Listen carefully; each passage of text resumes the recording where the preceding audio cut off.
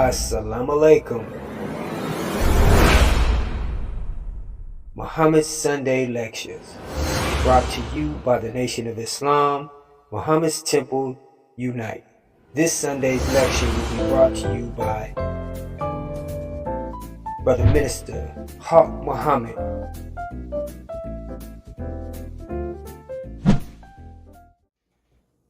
Assalamu alaikum. In the most holy name of Allah, who came in the person of Master W.D. Farad Muhammad, and in the name of his divine servant and messenger, to we, the black man and woman here in America, the most honorable Elijah Muhammad. I greet you once again, our viewers, our listeners, in the greeting words of peace and paradise in the Arabic language. Once again, Assalamu alaikum. Brothers and sisters, welcome to our Sunday lectures. We are here representing the teachings of the Hon Elijah Muhammad. We are the Nation of Islam. We thank you for taking this time out to listen to us this afternoon. Call your friends, call your relatives, and we thank you for joining us this afternoon, or whatever part of the country you are in.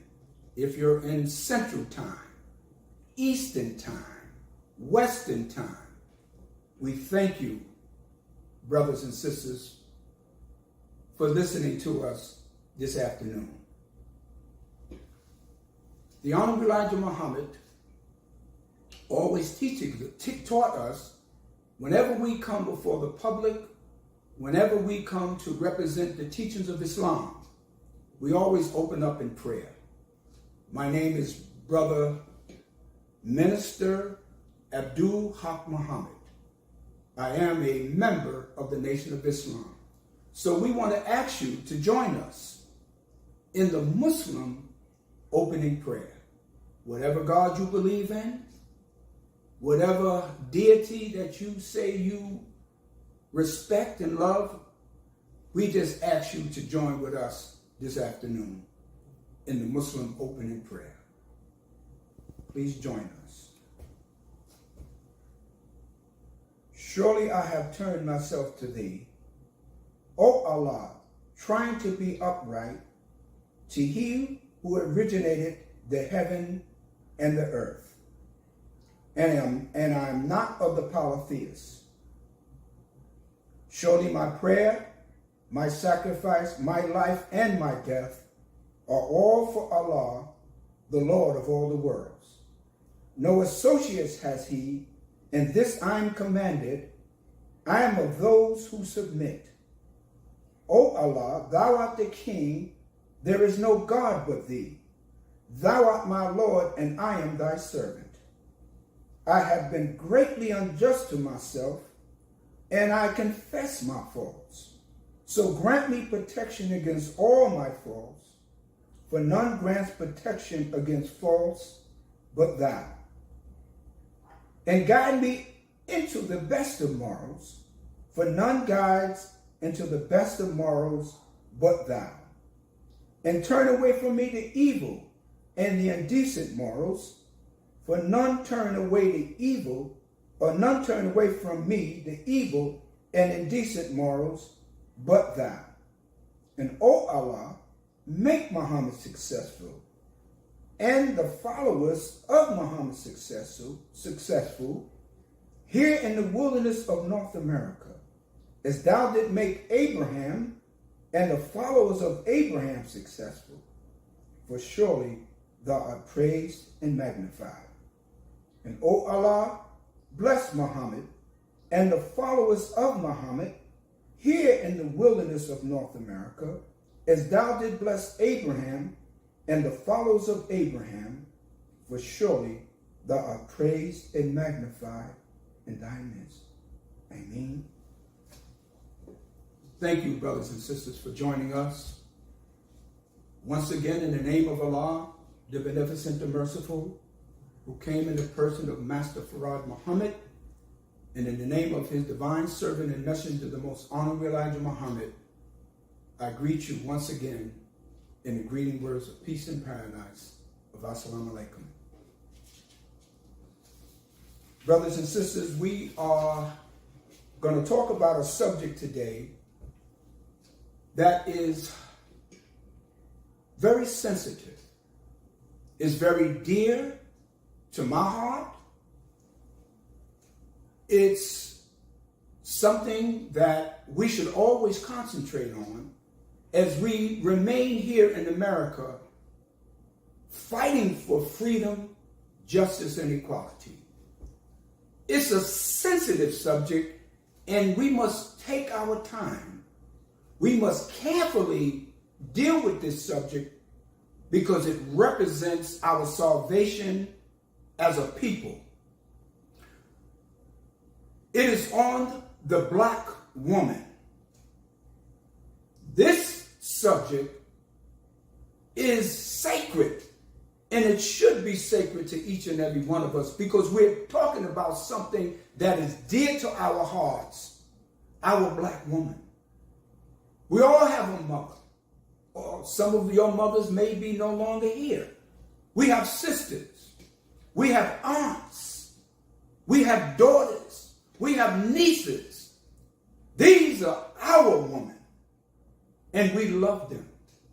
We know that they are not in this particular time in the condition that they should be. They are other than themselves. But we have to begin to talk about this here because we're not going anywhere without our black women, and our black women are not going anywhere without us. But before we talk about the black woman, and this comes directly, and I'm dealing directly from what the Honorable Elijah Muhammad taught us of the black woman. The most disrespected, the most marginalized, the most undervalued woman in America, and maybe in the world, is the black woman in America. Every year that I went to Chicago to see the Honorable Elijah Muhammad at our national convention called Savior's Day, along the bleachers, along the seating in great banner, in a great display, the words always stood out to me. And the Honorable Elijah Muhammad was a great, great man that knew how to pick words that will generate and penetrate our minds. Along the banner was, we must respect, protect, and elevate our woman. We're going to get into that. Before we talk about that, there's something that's always sensitive to me, of course, besides our black woman, is our health. The Honorable Elijah Muhammad said, we must eat to live and not to die. Most of us eat for taste, we eat for flavor, but we do not eat to live. And that's because we don't know how to eat to live. We were never taught how to eat to live. When the white man brought us from Africa to America over 400 years ago, we ate slop. We ate hog maws and chitlins. We ate pig feet. We ate the slop that the white man wouldn't even himself eat. And he gave it to us, and we passed that down to generation to generation. I grew up, my mother fed us eating pork, hog-egg cheese, pig feet, pigtails, pig ears. And the Honorable Elijah Muhammad taught us that the pig is the most filthiest animal that you can eat. We should stay away from pork and pork byproducts. That's why we look. When we are born, we look very beautiful. Black people look very healthy. But as time goes on, look at us. We don't look too good, brothers and sisters. It's because we don't know how to eat. The Hon Elijah Muhammad simply says, eat to live. He said, stay away from pork. He said, eat as many fruits and vegetables as you can get your hands on. Stop eating all day long. You eat in the morning, then you have another meal. Then after that, you eat lunch. And after that, you have an afternoon meal. Your stomach is constantly grinding. The stomach is a very sensitive area of your body. But if you're constantly eating, it never rests. Then you eat dinner. Then after that, you eat another portion of food. Then before you go to bed, you got to have a midnight snack. You're eating Captain Crunch cereal. You're eating Oreo cookies. These things are not good for us. Preserve your body. There's no reason why we are dying at the age of 50. We have heart attacks. We have strokes. All directed because of what we put into our bodies. You are what you eat. If you eat toxic foods, that's what you are. You're a toxic human being. If you eat grease, you're nothing but grease. If you eat poison, your body is full of poison. Some of us don't even have a normal regularity, which means that you're supposed to at least relieve yourself at least twice a day. At least twice a day. Because that stuff is all backed up in your colon. You see brothers walking down the street, look like they're pregnant. Stomachs all out here. Look at your stomach. Some of you haven't seen your shoes in years. Because you can't even look down. You can't even see your feet until you go to bed.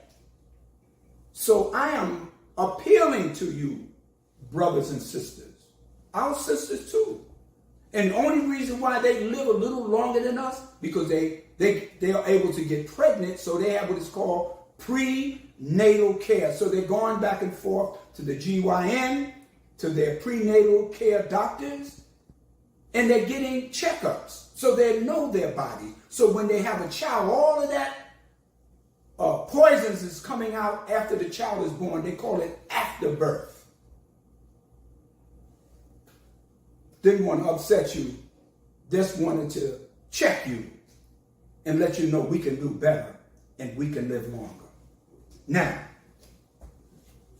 just be patient with me. I'm not sure if I'm going to get through this subject. We may have to do it in a part 2. But brothers and sisters, please listen to me. We're not here to offend anyone. We are just here to bring you the truth.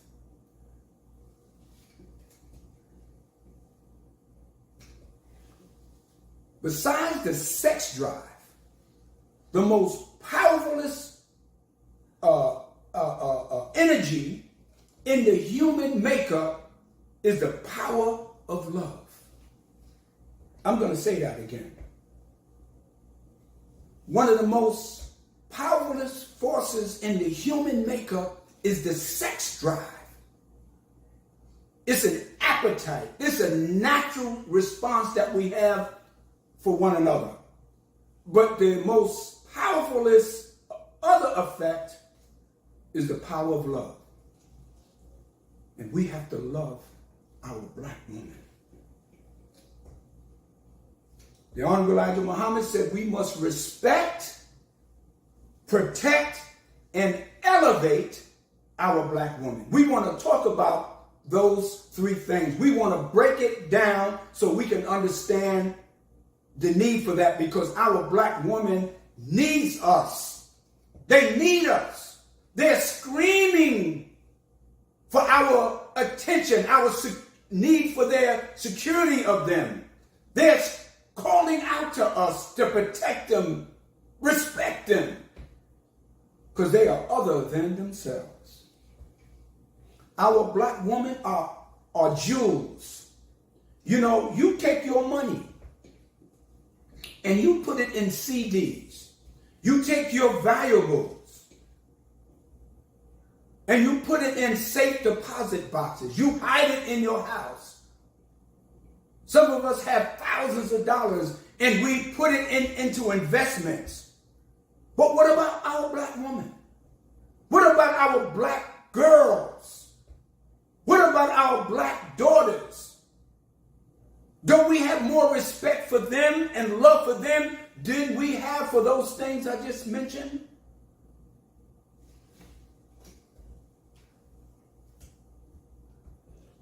The most honorable Elijah Muhammad said, as far back as we can go in time in this universe, the black woman was with us.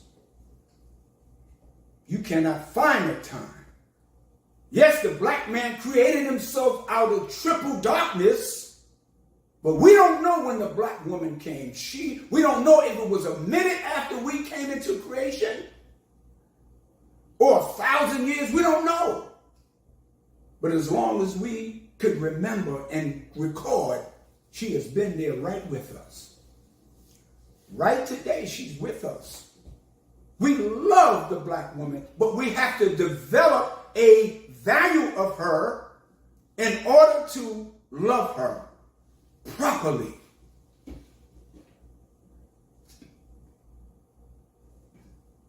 When we were brought to America, oh yes, we were brought to America. We're the only people besides the American Indian or the Native American who is indigenous to this country.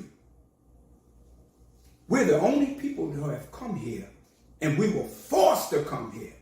We are not immigrants in the sense of that word. We are not people that are immigrated here or migrated here like many of the other groups that are here. We're the only people that have been forced to come here. And we have been here longer than any other people besides the American Indian. And we have fought in every war that the white man has ever waged. We fought in the Civil War. We fought in the War of 1812. We fought in the Revolutionary War. We fought in the War of Pope Chop Hill. We fought in the Vietnam War. We fought in the Korean War. My uncle Jay, was fought in the Korean War. He was a part of where they bombed an area that he was in and blew up his whole body. He survived, but had to wear a cast from his head to his feet. My father fought in World War II against the Nazis. We fought in Iraq. We fought in all the major wars that has waged in modern times. We fought in Afghanistan. We fought against Saddam Hussein, black men and women. We have been here longer than any other people besides the American Indian and fought in all the wars. We come home, we couldn't even take care of our women.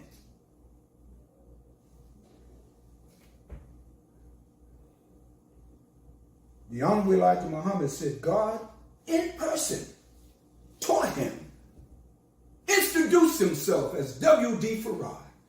This is the first time in the annals of the reality of God, the position of God, that we knew the personal name of God. Moses saw him, met him in the burning bush. He talked to Moses as a man speaking to his brother, but he came to him in a burning bush and said, I am that I am. But Moses didn't know the personal name. Abraham met with the Lord. Job talked to him. Noah had a relationship with God, but they never knew the personal name. This is the first time in the history that God consciousness, that we have talked about God, that we knew the personal name of God. He introduced himself as W.D. Farad. See, you know the name of there's a president of the United States. His name is Joe Biden. And you know his personal name. But he is the president, that's his title. We know Allah, but no one has talked to us until the coming of Master W.D. Farad that we knew his personal name. All praises is due to Allah.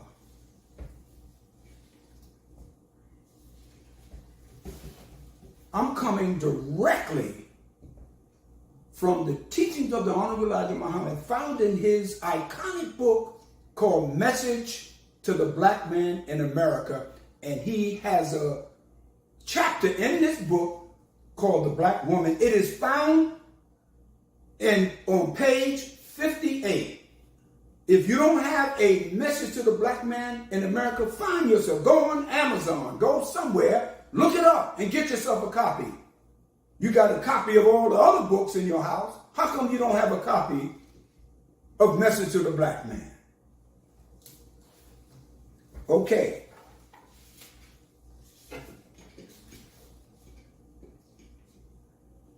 The Black Woman. That's the title of this chapter.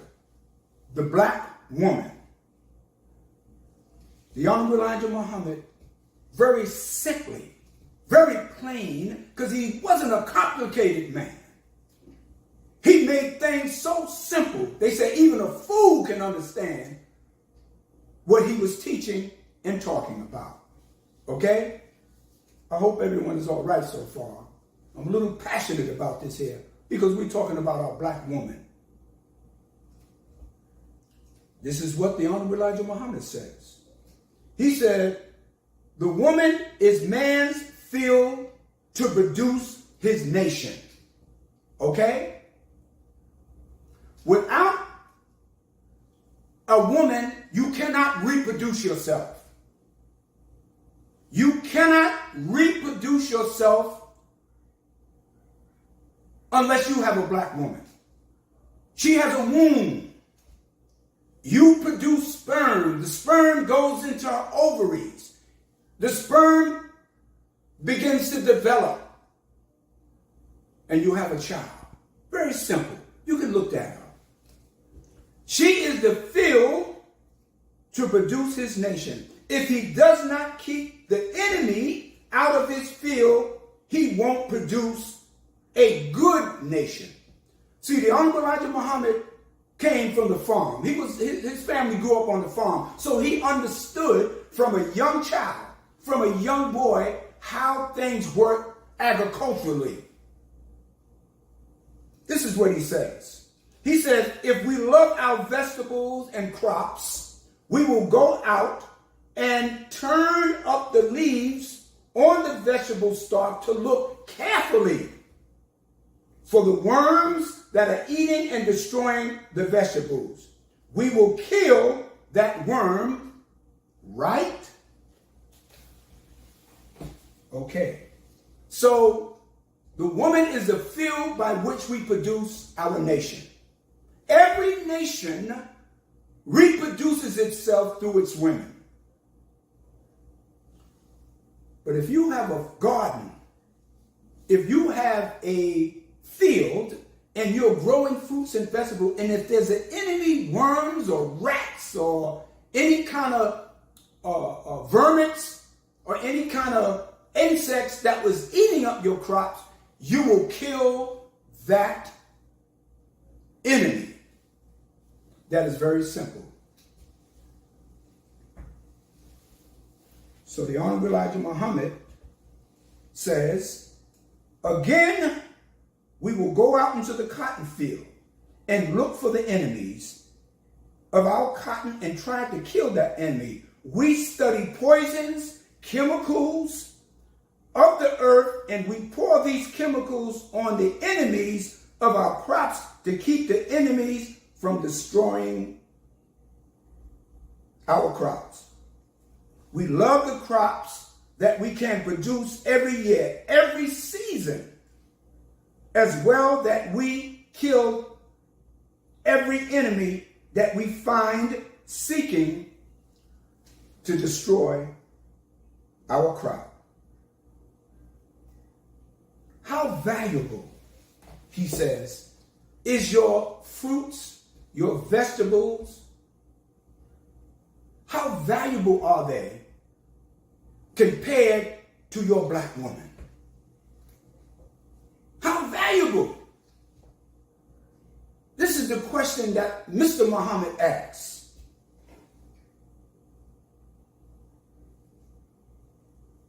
He says that no nation, no society, no government would respect us as black men until we respect our woman.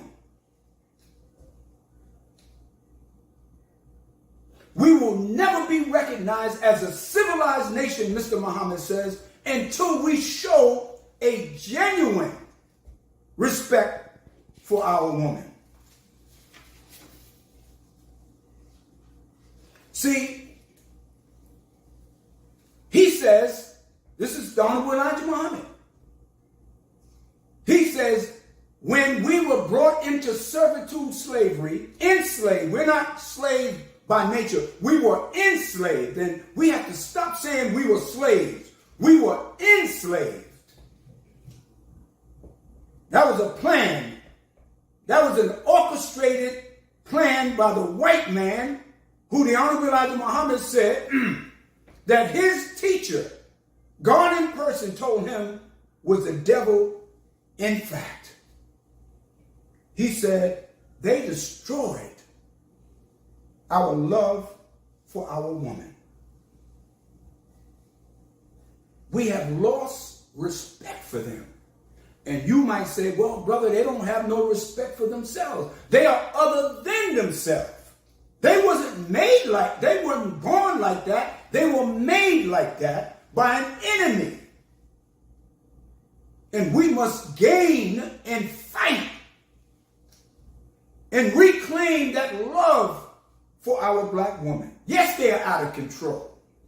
Yes, you see them on the street. Look at our daughters. It's becoming, I'm on the East Coast. I'm in New York City. It's about 70, 80 degrees in the last few days. Our young sisters with the long braids and their breasts hanging out there, they have on these real tight, look like underwear in different colors, and they're walking down the street. You could see the darker part of their buttocks. I grew up here in a place in New York City. I grew up here. I was born in New York City, but I grew up in an area in Brooklyn called Coney Island. I'm about maybe a couple of blocks from the Atlantic Ocean. We call it the beach. And I can remember as a young boy, if you were on the beach and the women had a bikini on, or they had a bathing suit on, all the men, you could not leave that beach and walk onto the avenue and go to a local store, because you will be designated and you could be arrested for indecent exposure. You couldn't come on out. You couldn't leave the beach. Either you had to get dressed, or you had to put a towel around you in order to come onto the avenue, because you would be charged with indecent exposure. Now that is all gone. You see, you can't even tell if a person has a bathing suit on, or the women that are walking around with literally almost nothing on. No shame. Excuse me. No shame. These are our young daughters. And if you don't feel anything, brothers, then there's something wrong with us. We have lost a consciousness that we should have for our woman. Let me, this is very sensitive for me, The Hon Elijah Muhammad said in 1959, he traveled to Saudi Arabia to make Hajj.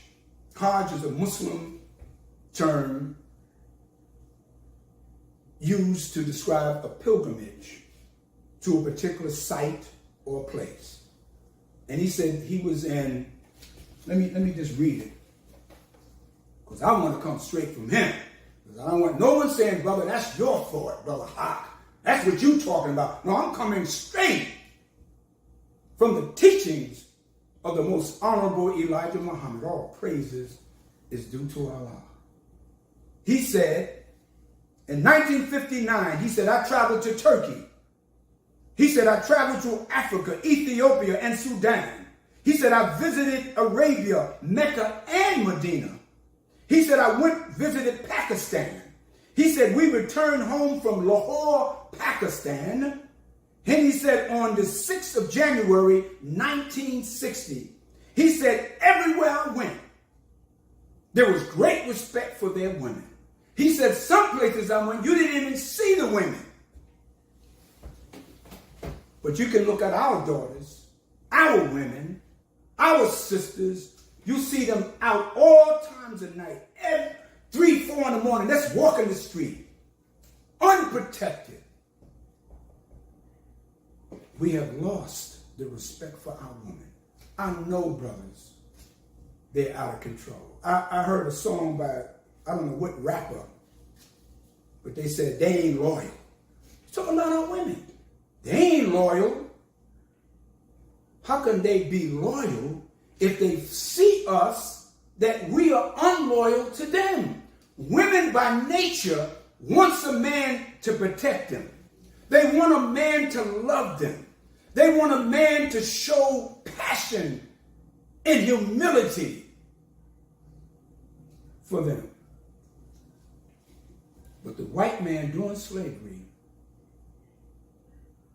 during our enslavement here in America, destroyed our love.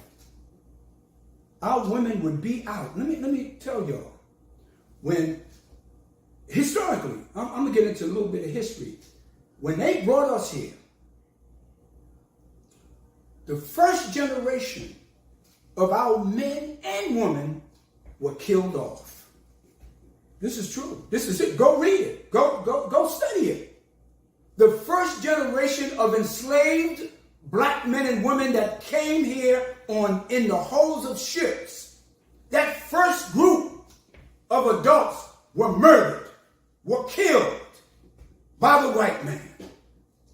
Why did they do that? Because once you kill off the father and the mother, then you can take those children, rear them, raise them, and make them a perpetual slave and commit it to you. So we here in America, we black people in America, we are the offspring.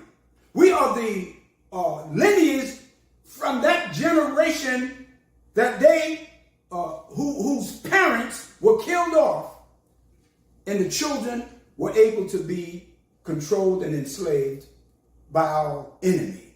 We are that offspring. Okay? In that time, brothers, I'm talking to the brothers, but I know the sisters are listening. And I know some of you sisters say, I don't need no man. Oh, yes, you do. You need a man. Deep down inside, you are yearning for a man. That's why, if you notice, many of our sisters are in the church. You don't see too many black men. You can go to many churches, and the congregation is 75%, 80% black women, because they're looking for a man. They said, well, Jesus is a man, is my only life savior. But Jesus is a man. And that's the man you're looking for, sister. But he's out here. He just don't know how to respect you because the white man took his mind from him and made him disrespect you. But we're going to bring that back because there is a need for us to do that. brothers and sisters. The Hon Elijah Muhammad says, we must respect our women. He said, we cannot return to our land and people unless we have a thorough knowledge of self. What do you mean, Mr. Muhammad? What do you mean a thorough knowledge? Well, if you're only 50, if you're only 30, if you're only 25 years old, how can you have a thorough knowledge? You haven't even lived long enough. What he means fundamentally, you have to have a basic, rooted understanding of truth and righteousness. That truth, that righteousness will give you that respect for your woman that you have not had since you landed in America. We have to protect them. I have, on many occasions, saw brothers slapping their women. I saw one brother take a young sister's cell phone, and throw it to the ground. I said, yo, brother. I said, if you have a problem with your woman, take her home. You'll work that out. You know, he looked at me. He wanted to say something, but he knew I was right. These are our women. We cannot go on all of these mediums and disrespect our women. You see the housewives. You see these, what you call programs that they have, and our sisters are sitting on these programs. What you call reality shows. Their hair are yellow, green, purple. They got long eyelashes. You know, our women, they pick the women that's very voluptuous, have big breasts and big hips, and they got their legs open, and they're cursing at each other, spitting at each other. So the world sees that. That goes all around the world. So the Chinese man comes here. He looks at our women. He sees them on these reality shows. So he comes, he thinks that's what they are. And that's who they are. So they come and they put their hands on our women. Even our brothers from Africa, they'll come here. They think that's how our women are. They don't know about your mother. They don't know about your sister that's a decent woman. But because they have a picture that is projected to him or them, they come here with that attitude. My daughter told me she went to, where was she at? In the Caribbean. I'm not sure if it wasn't Jamaica, it wasn't one of the Caribbean islands. She said her and her friends, after graduation, they went there. There was about 4 of them, and everywhere they went, they were propositioned.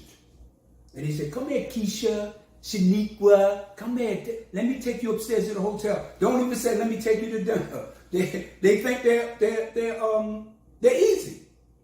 They're prostitutes. They're hoes. Because that's the way they're being projected. We have to control the image. And this is why the Hon Elijah Muhammad, when the sisters come into the Nation of Islam, he puts clothes or instructs them to put on clothes, to cover their hair, to cover their breasts, to cover their private parts. Not only does the white man and other men from other countries, from other nationalities, from other cultures, disrespect and not protect our women, but we use and abuse our own women, brothers. I see the way we talk to our women. I see the way that the names that we call them.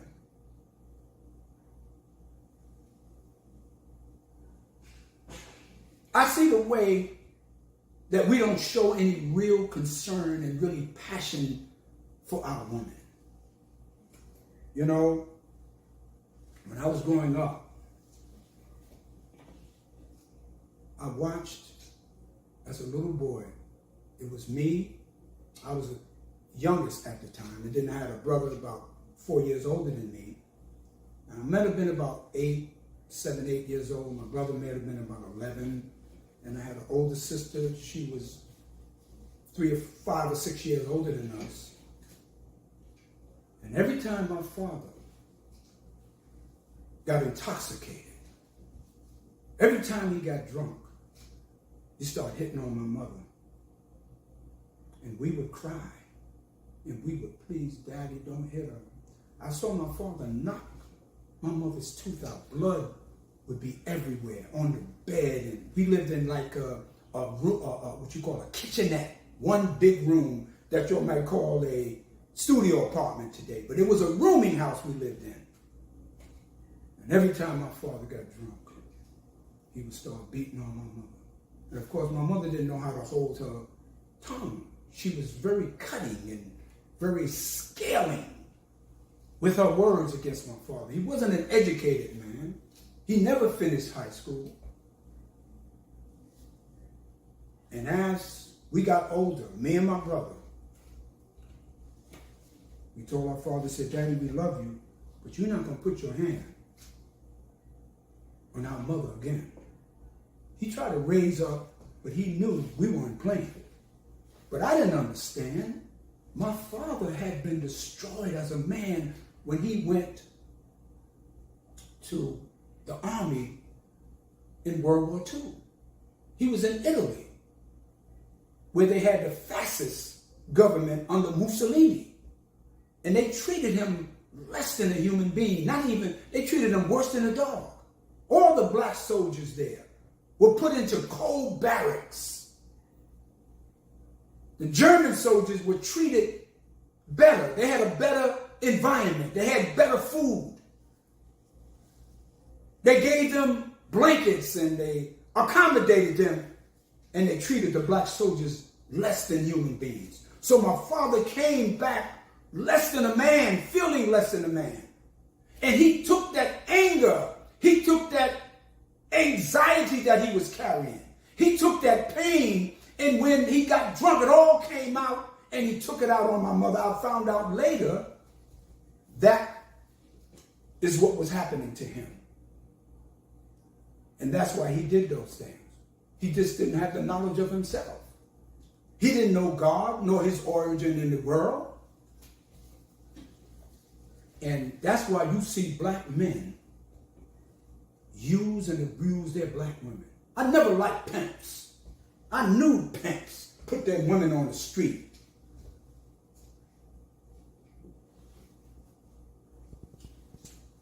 The black woman, regardless of her condition today, she has stuck with us, thick and thin, over the 400-year period. Yes, she has been out of control. Yes, she has been other than herself. But by and large, she has stuck with us.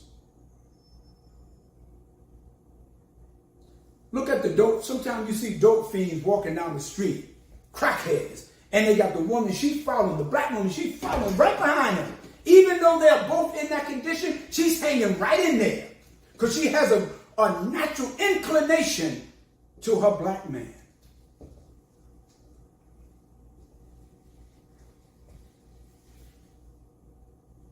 During slavery in this country, the black woman would be in the field picking cotton, picking tobacco, picking black-eyed peas and field peas. And the white man would go out into the field, pick any black woman he wanted. And here you have black men were in the field watching this. They couldn't say anything. The white man would take a black woman if she was 12 years old, 11 years old, 15 years old. He would pull her, take her in the house, and have sex with her. And the black men they would hear the screams, but they couldn't do anything. Because if he said anything, they would bring him to the square.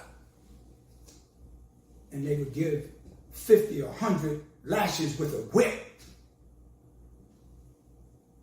And they would take the black woman and send her to another plantation.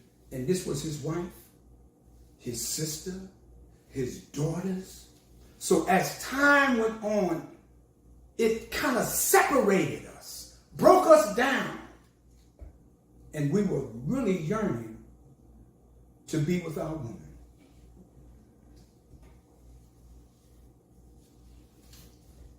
If you look at a picture, look at some of the pictures that they painted during our sojourn in America under slavery. You see black men in chains walking in a line. And then you would see black women also in chains, walking either besides or in back of the black enslaved black man. But if you notice, if you look carefully, you would see the children. They didn't have chains on, but they were right next to the black women. Why didn't they have chains on the children? Because the children were being controlled, the children were being protected, and the children were looking after the mother, so they didn't need to be chained because they were following automatically their mothers. You see how the white man strategically and scientifically did that? So the children didn't need chains because they followed the way and the behavior automatically of their mothers.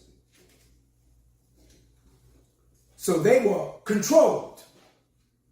The white man didn't have to put chains on the children. They were under control of the mother. We're moving right along, brothers and sisters. The Hon Elijah Muhammad said we are talking about the black woman. She belongs to us, and we belong to them. We have a mutual love that should be generated and nurtured in our environment.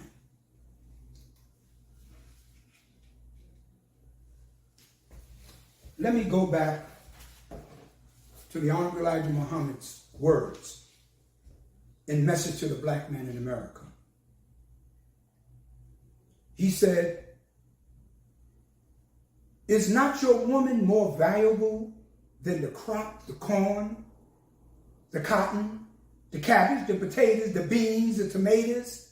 How valuable is your woman?" How do you measure? How do you value your woman?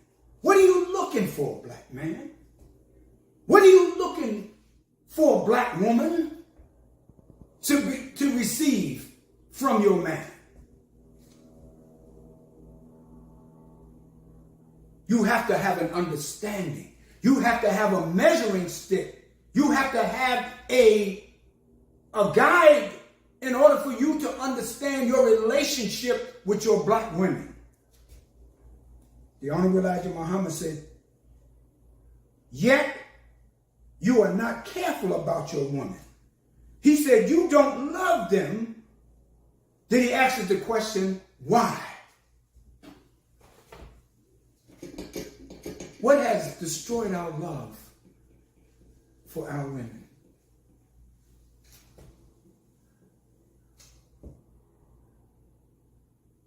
He said, we mistreat our women, our own women. We mistreat them. You know, I was a director of a community center. And in the community center, I had dozens of children from 6 years old to 12, and then in the evening we had the teenagers. But I noticed that the young girls would come into my office and they would want to sit on my lap. They wanted to be around me. And they would say, they would call me Mr. Stewart. "You're like my daddy. Are you my dad?" I said, I'm not your daddy. I said, I can be a friend. What they were yearning for, something that they didn't see in their home. You know, there's an unspeakable thing that is happening in our community. Our young girls are being molested. They're being violated by their uncles. They're being touched by their brothers, by their male cousins. Some of them even by their own biological father. That didn't exist among our people when we were in Africa. Where did that behavior come? Where did we lose that kind of respect?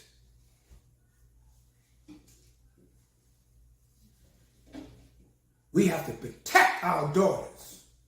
I don't allow my daughters to spend the night nowhere. They have never spent the night. I don't have no, can I spend the night? No, you ain't spending the night with nobody. You spending the night in your own room. Because we are other than ourselves. We have been made other than ourselves. Therefore, that other than self mentality has caused us to do things to our women and our girls that are unspeakable, and we have to get away from that. We curse at our women. We degrade them. We're doing nothing but following the white man. That's what he does. But he protects his society.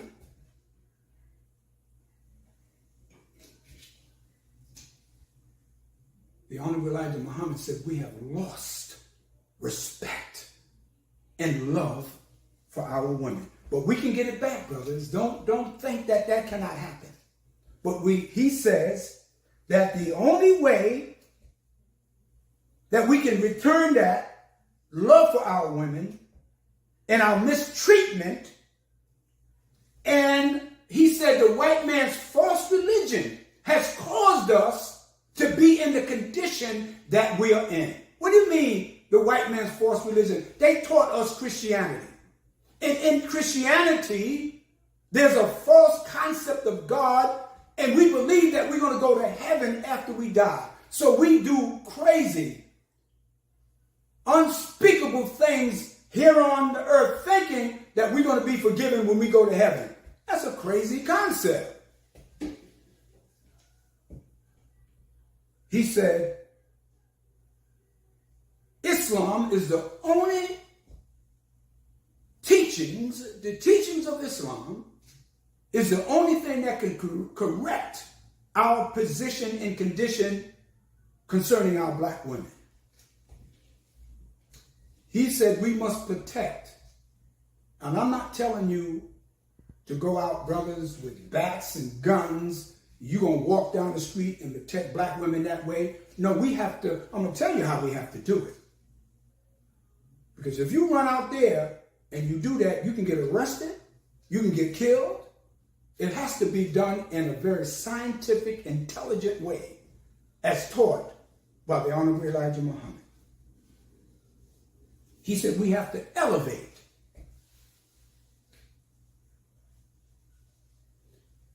He said we have to also elevate our black women. What do you mean? How do you elevate? You know, if you look at the Jewish community, they don't send their girls, their females, to the public schools. Not in New York. I don't know what they do in the other cities, but I know in New York City, they have what is called yeshivas. Oh, yeshiva is a school that teaches religion, the Hebrew religion, or the Jewish concepts. It teaches them economics. These are the girls. They don't send their girls to school, to the public school, until they reach not high school, until they reach college age. They go from elementary school all the way to high school, and then they graduate. Then they allow them to go to college. See, by that time, they have indoctrinated, they have taught, they have trained their women into the Hebrew religion, into the Jewish principles, into the Torah, which is their governing principles that is found in the Torah, which you call the Old Testament. But we take our girls and they're everywhere. And the white man is able to do and to train them in his way of thinking. This is true. When the Honorable Elijah Muhammad met with God in person, Master Farad Muhammad, in 1931, he said he accepted what this man presented to him. He wasn't forced. He wasn't beat down. He said he accepted the teachings of Islam as it was presented to him. And one of the first things he did, he took his children along with the other children that had become Muslims. And they set up the University of Islam in Detroit, Michigan. And the Honorable Elijah Muhammad was charged with influencing the mind of minors. You know, they have a thing that they had back then. I don't know if they have it now. They probably do. They charged him with that. They charged the teachers in the beginning, but he said, no. He said, I'm the one who told them to take their children out of the white man's schools. Influencing the minds of minors. Okay? And they put the messenger on probation and demanded that he put his children back into the white man's schools. He went back after he was released. He went back still and put his children in the University of Islam. That's right. He knew that our daughters could not be in the hands and in the minds of these white people, because if we allow them to teach us, then they become controlled, influenced by the white man's world and his religion. He said, no, I'm not having that. I hope everyone is all right so far.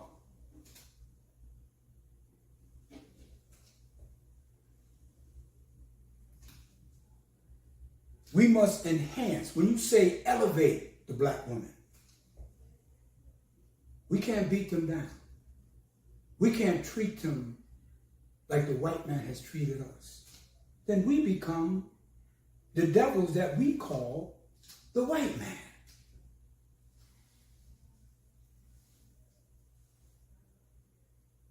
We must enhance them in the home. Black women, home is their environment. Home is where they teach and train our children.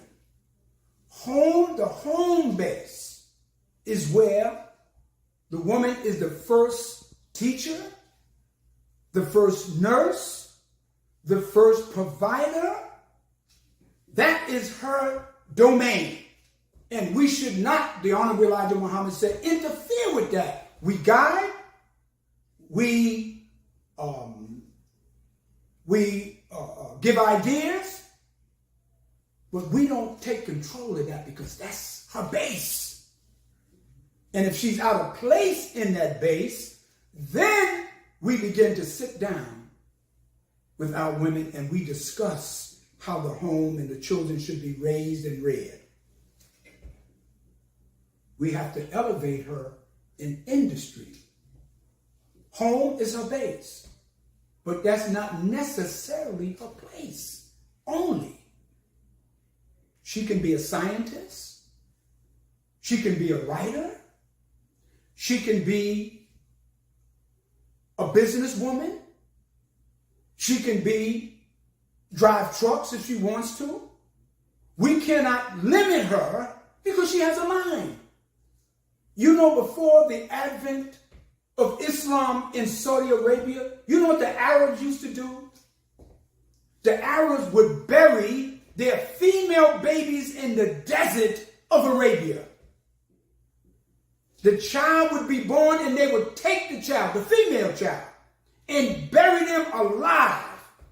How savage is that? You know why they did that? Because they believed that the male had more value than the female.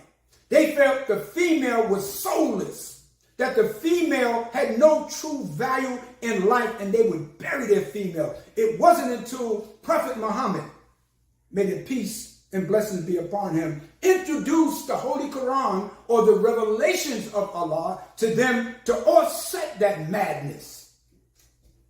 And right now, we black men, we are burying, like the Arabs, our women into the filthy world and the debauchery that we find ourselves in America. We're like the Arabs. We are burying our female. Not our babies, but their minds. And until we get our females out of the hands of the white man, the better we'll be as a nation. But that can't happen unless we love them, brothers. Unless we love them. I'm going back, because I'm not stepping out from what the Hon Elijah Muhammad taught us. He said, the black woman. He said, this is a good sign. Until we learn to love and protect our women, we will never be fit or recognized people on the earth. He said, the white people here among you will never recognize you until you protect and recognize and value your own women. That is simple. There's nothing complicated about that.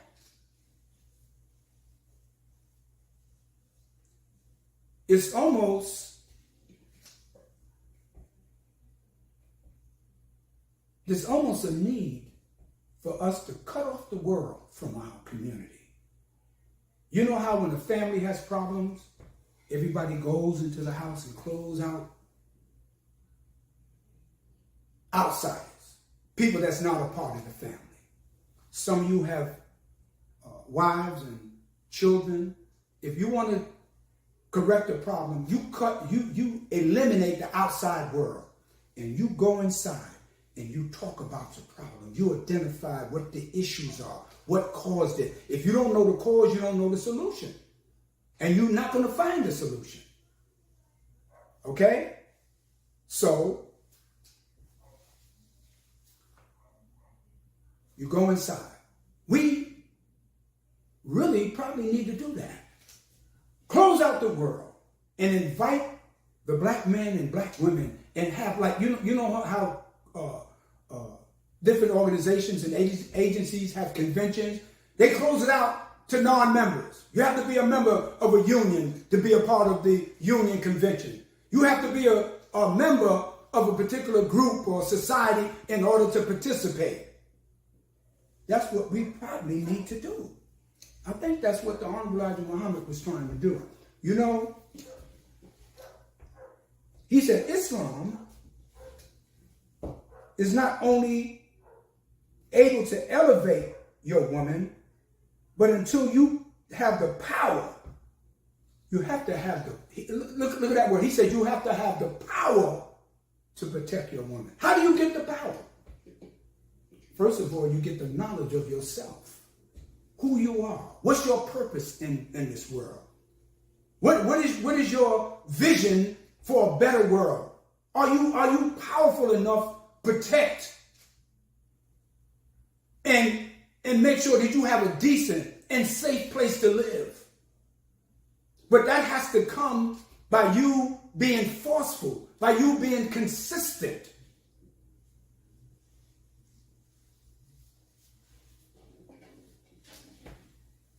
He said Islam makes us see the value of our women. Do you know that because we live in society like this, we believe that you think, or black men think, and a lot of men determine their manhood based on how many women they had sex with. Yo, son, I hit that. Yeah, you see her? Man, I rock that thing. This talk very degrading about your women. And then you're walking down the street and you're looking at these little boys and girls. They look like you. You don't even recognize them as your children. So you put notches. You know how cowboys, when they shot or killed people, they put a notch next to their sleeve? Oh yeah, I shot about 20 people, killed about 10 of them. We do that with our women. Oh yeah, you see her? But brothers, you got a mother. You got daughters. What if someone came and you were talking to someone that you didn't know that was your daughter? And they said, yeah, man, you see that broad over there? And that's your daughter. And he says to you, yeah, I rode that thing all night, son. And you said, man, that's my daughter. That's the society. That's why I said that we may need to cut off the rest of the world and have a black man, black male convention. And thus we can sit down and go over all the things. And based on the teachings of the Hon Elijah Muhammad, we can solve some of these problems. I don't care how wretched, I don't care how disrespectful and out of control a black woman is, or black girl, or our daughters. Do not put your hands on your black woman. Do not curse them out. Do not degrade them. Don't call them all kind of hideous names. Those are our women. Those are our mothers that will produce our nation.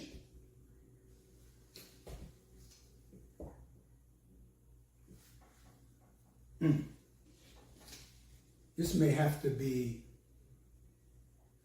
done in a part 2 because I want to cover some things that I'm not saying today, brothers and sisters.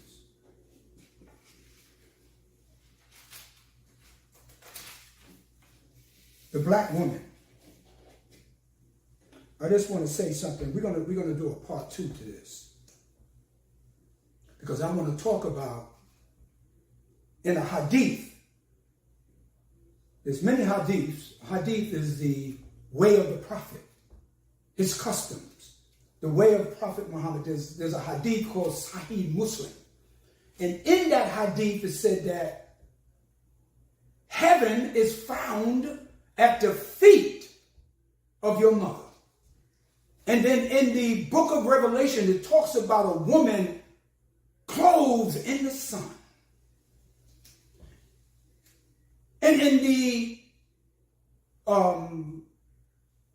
justice system in America, there's a woman that's blindfolded. She has a scale in her hand. Okay?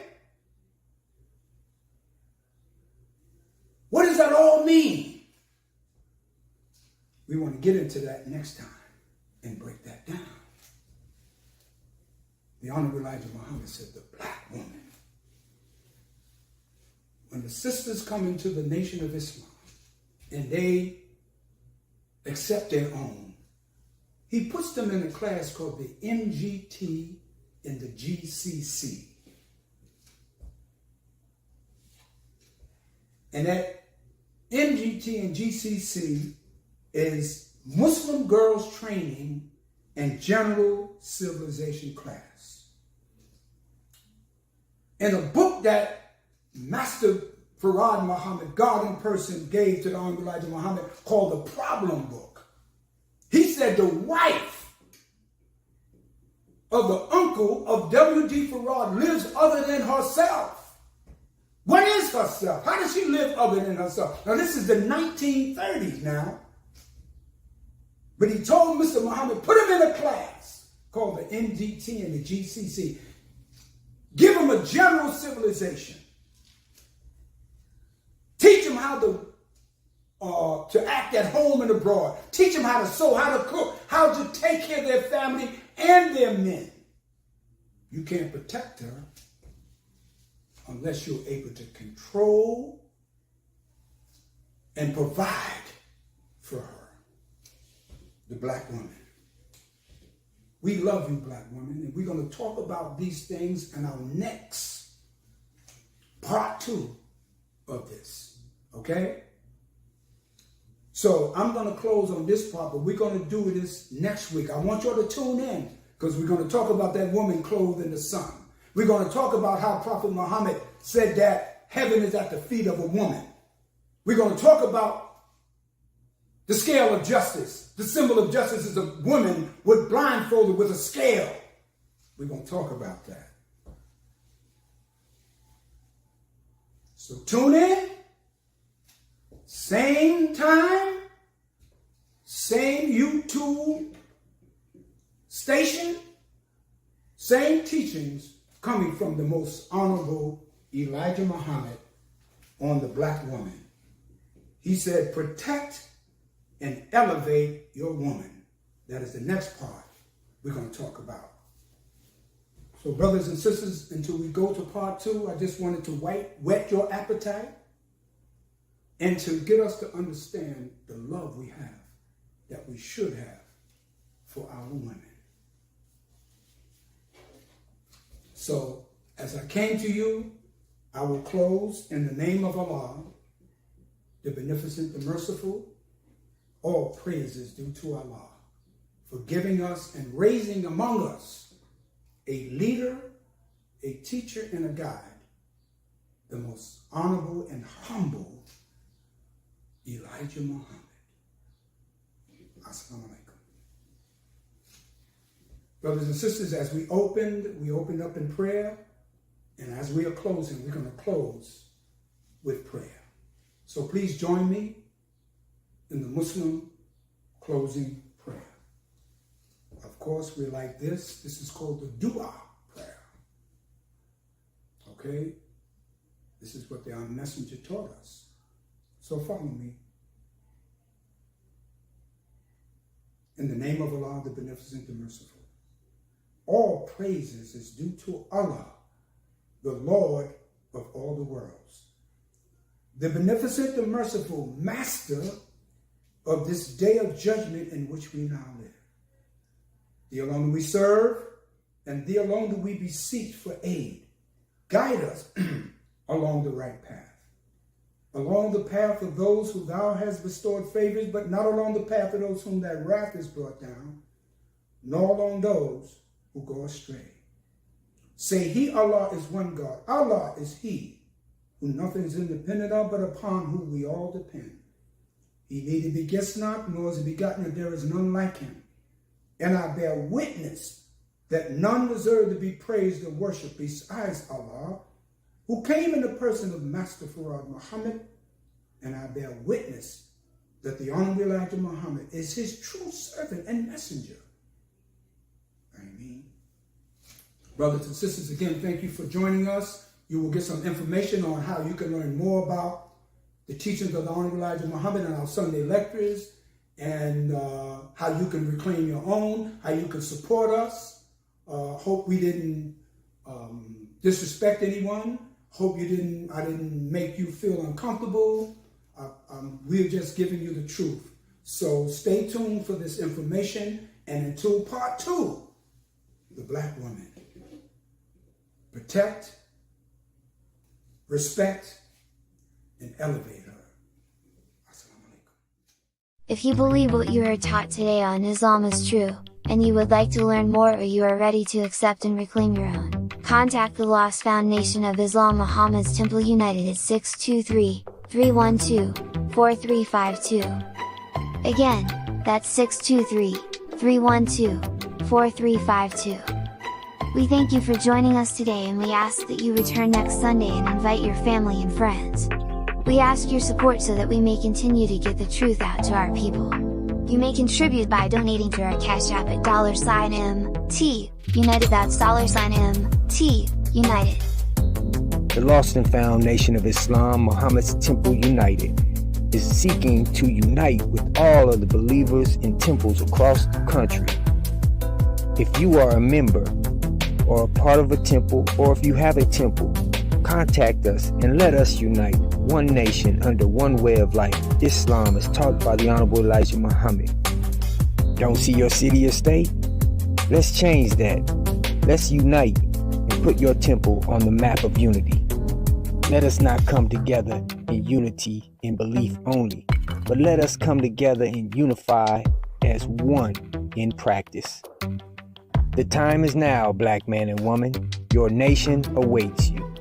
Assalamu alaikum.